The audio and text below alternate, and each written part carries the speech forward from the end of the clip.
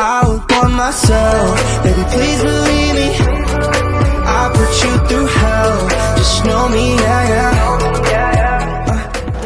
Assalamualaikum warahmatullahi wabarakatuh.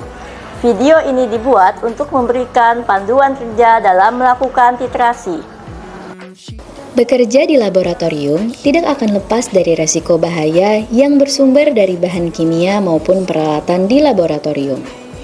Penggunaan APD berfungsi untuk melindungi tubuh dari paparan atau percikan bahan kimia, sehingga dapat meminimalkan dampak tubuh terkena paparan bahan kimia. Praktikan yang ingin bekerja di laboratorium wajib menggunakan alat pelindung diri atau APD, seperti jas laboratorium, berfungsi melindungi diri terkena percikan bahan kimia berbahaya, masker yang melindungi saluran pernafasan dari gas atau uap bahan kimia, sarung tangan pelindung agar melindungi tangan terkena bahan kimia, kacamata pelindung saat bekerja dengan kegiatan yang dapat membahayakan mata, dan alat pelindung kaki yang tertutup. Setelah menggunakan APD dengan lengkap, selanjutnya pada video ini akan memberikan panduan mengenai percobaan praktikum berjudul titrasi asam basa. Adapun tujuan dari percobaan ini yaitu melakukan standarisasi larutan NaOH dan menentukan konsentrasi suatu larutan asam dengan metode asidimetri. Adapun alat dan bahan yang digunakan pada praktikum kali ini yaitu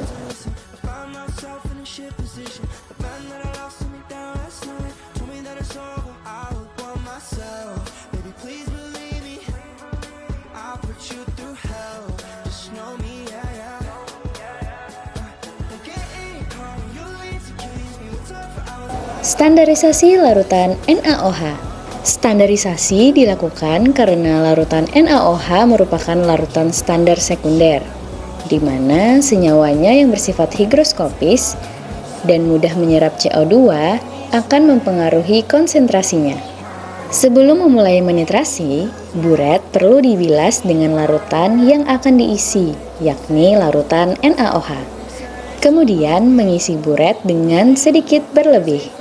Sisa kelebihan larutan dibuang ke gelas pembuangan hingga volume di buret telah tepat sebanyak 50 ml.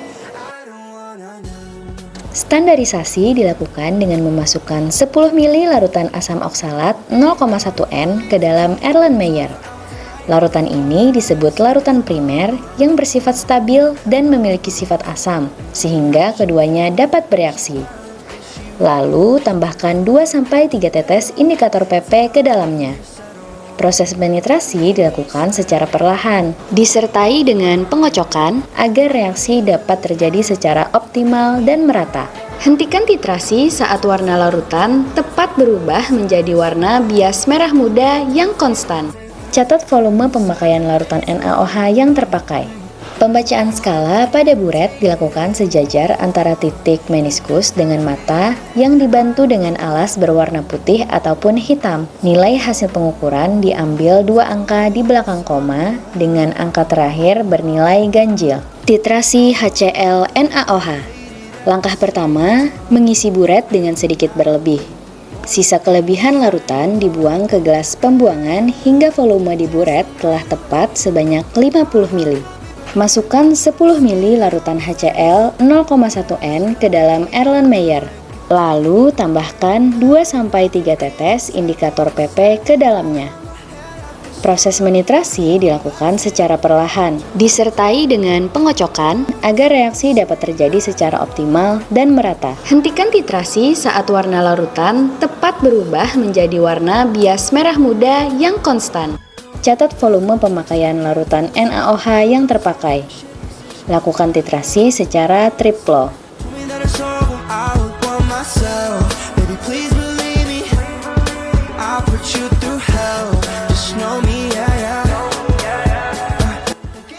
Pembuangan limbah. Setelah praktikum selesai, seluruh sisa bahan kimia ataupun limbah setelah praktikum dilarang untuk dibuang ke dalam wastafel.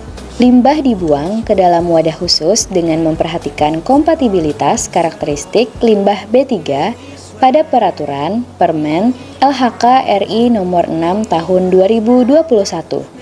Gunakanlah APD saat memasukkan limbah ke dalam wadah khusus tersebut.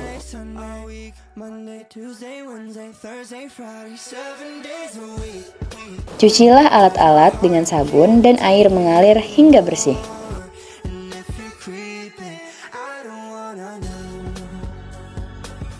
Bersihkan area kerja setelah praktikum selesai.